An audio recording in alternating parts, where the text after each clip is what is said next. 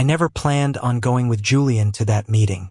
He just texted me Tuesday morning, short and plain, meeting Marcus at his law office today. Not to get back together, just to end it for good. If you're free, come with? I don't want to walk in alone. I had a tutoring session that afternoon, but I rearranged it, told the kid we'd shift to evening. I didn't explain why to anyone. I just knew if he needed me there, even if it was only standing across the street watching, I'd show up. The law firm was in the financial district, one of those towering glass buildings with marble lobby and security in black suits. I didn't go inside. I leaned against a streetlight pole on the opposite corner, pretending to scroll my phone, but my eyes never left the entrance. Julian walked in at exactly 2 p.m. White dress shirt under a thin trench coat. No more expensive tailored suits, but he still carried that quiet confidence he'd rebuilt over the last few months. I waited maybe 40 minutes, long enough that I started wondering if he'd changed his mind. Then he came out. No rush, no shaking. Shoulders square, eyes forward. Marcus trailed a few steps behind, still in perfect bespoke tailoring, hair slicked back, that polite but cold smile. Marcus said something. I couldn't hear. Then Julian stopped, turned and spoke. Short, calm, firm. Marcus went quiet, gave one nod, and walked back inside. Julian scanned the street, spotted me. He didn't smile right away, just a small nod, then headed straight over. When he got close, he let out a long breath, like he'd been carrying something heavy for years. It's done, he said. He offered me a way back, not because he loves me, but because there's a big real estate deal on the table. If I agreed to play power couple again, he'd make sure it closed, and my dad would back off with all the pressure. I told him no. I studied his face. What did you say exactly? I told him I'm not for sale anymore, not for profit, not for connections. I said I'd found something worth more than money. The freedom to actually be myself. He laughed, said I'd regret it. I said maybe, but at least it'd be my regret, not someone else's choice wearing my skin. He paused, looked down at the sidewalk. I used to think turning him down would be the hardest part, but saying it out loud, it felt like I finally cut the last rope tying me to the old cage. I didn't speak right away. I just stood there, looking at him, the guy who once walked into a convenience store soaked to the bone, who once split diner fries with me, who once rested his head on my shoulder in my tiny apartment. Now he was standing in front of me, no longer playing a part. Just Julian. Real. I'm proud of you, I said, voice low but solid. Not empty praise. He met my eyes, something bright flickering there. Thanks. Hearing that from you means more than you know. We walked toward the T-station. No hand-holding, no shoulder bumps, just side by side, steps falling into the same rhythm. On the way he filled in the details. Marcus had tried numbers, projected returns, networks, career ladders. Julian didn't argue. He just gave one figure. I already lost too much time finding myself again. I'm not selling it back at any price. At the station entrance he stopped. Tonight, you free? Not the diner. I want to cook something. At my place. Just us. I was surprised.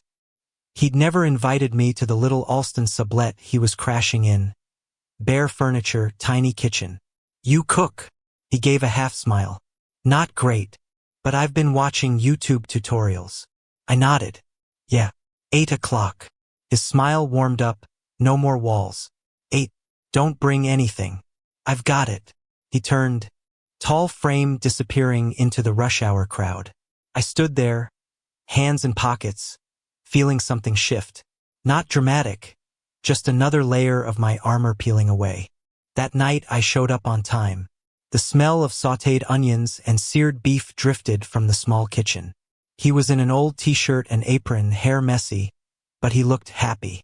We ate at the tiny table shoved against the wall, medium steak, mashed potatoes, simple salad. No fancy wine, just tap water and one cheap beer split between us. After we cleaned up, he dropped down on the floor next to me, back against the wall. We didn't talk much, just sat quiet, listening to cars roll past on Alston streets. Then he spoke, voice soft. Thanks for waiting outside today. Even if you didn't come in, I could feel you there. I looked at him. I didn't want you facing it alone anymore. A beat. And Julian, I think I'm ready to stop dodging you. He turned, eyes locking on mine. No evasion. No meth. Me too, he said. So let's take it slow. No rush. But no more pushing each other away.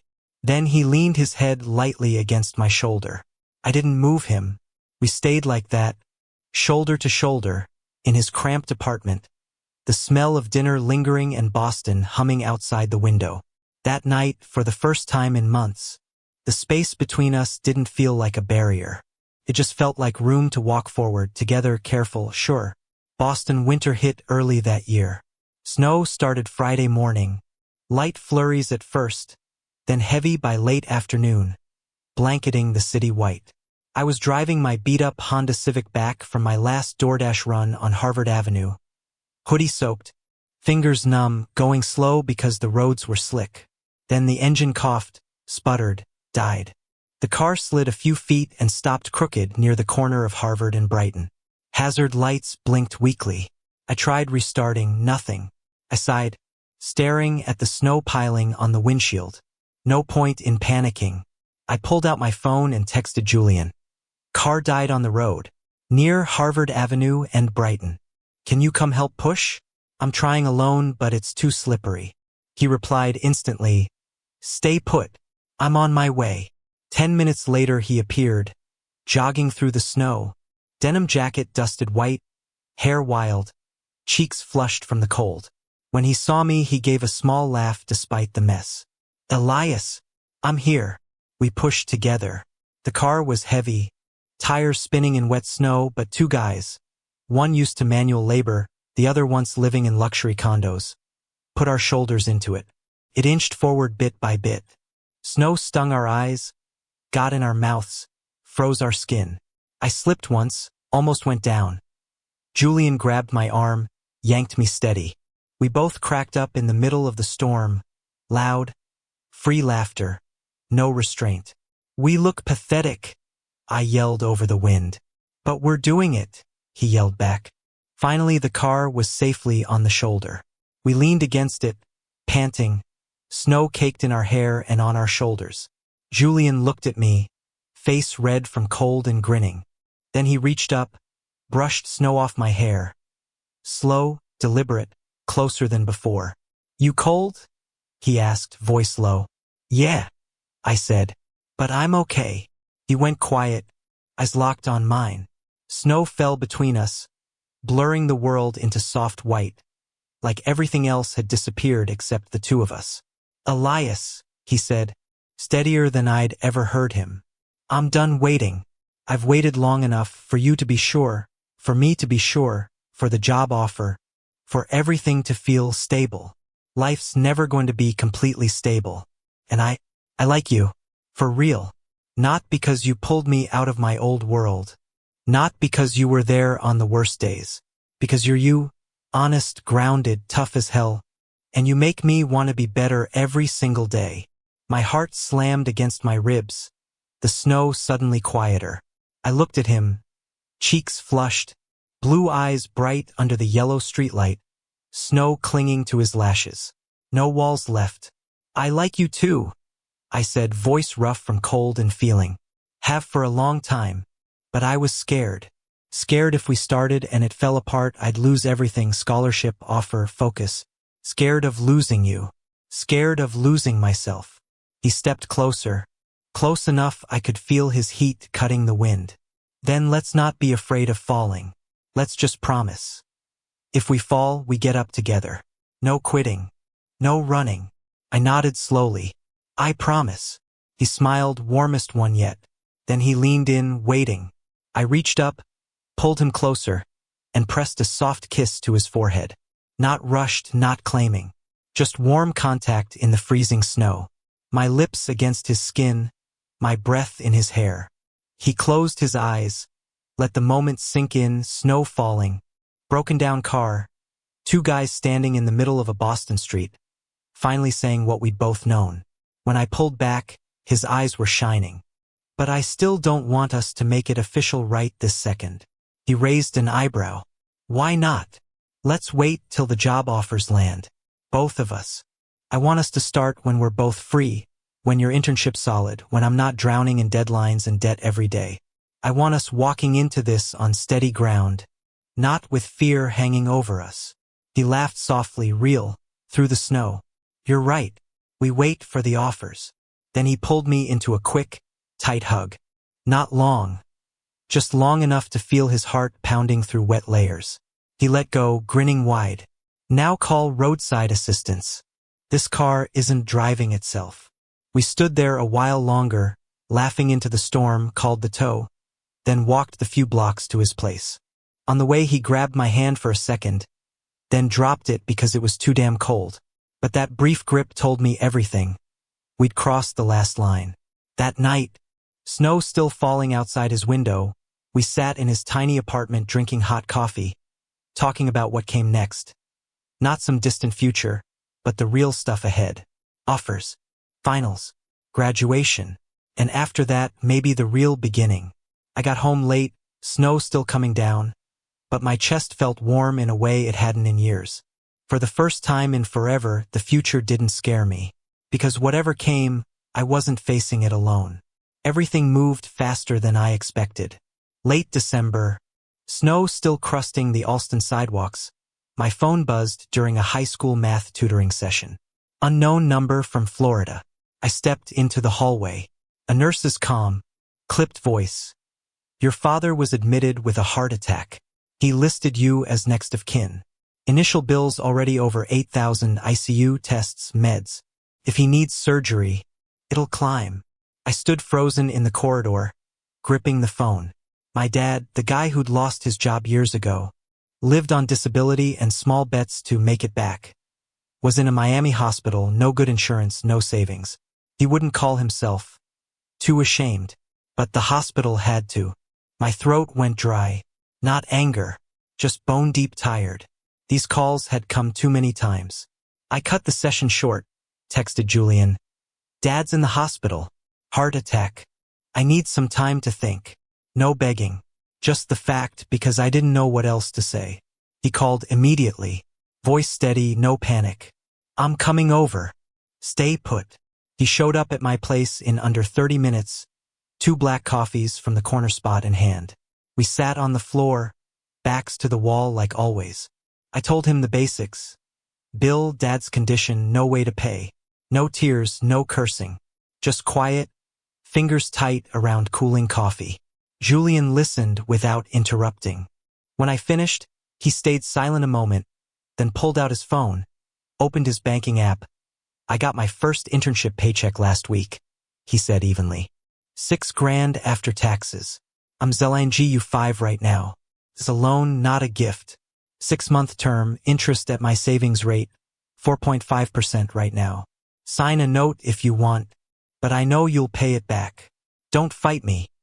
This is how I help, not charity. I stared at him, stunned, silent. You need that money. You're on your own too, rent, debt, everything. He met my eyes straight. I need you steady more. You're fighting to stay upright and he's still your dad. I don't want you selling your stuff or dropping tutoring. Pay me when the offer lands and you're on salary. No pressure. I stayed quiet a long time. My hand shook a little when I checked my phone and saw the transfer notification. Clean, clear, respectful, the kind of American fairness I'd always lived by. Dignity first. You know I hate owing anyone, I said, voice rough. But owing you, I can live with that. Because you don't make me feel small. He nodded slowly. I know. That's why it's a loan. Not a handout. Not a rescue. Just 2 guys helping each other climb. I flew to Florida that night. Cheapest flight, middle seat, no luggage. 3 days in the Miami hospital, Dad woke up weak. He didn't ask for money this time. Just said, thanks for coming. First time in years. I sat by his bed, held his hand, didn't say much. Just stayed. When I flew back to Boston, Julian was waiting at the Alston T-stop. No barrage of questions. Just a quick hug, then we walked to his place.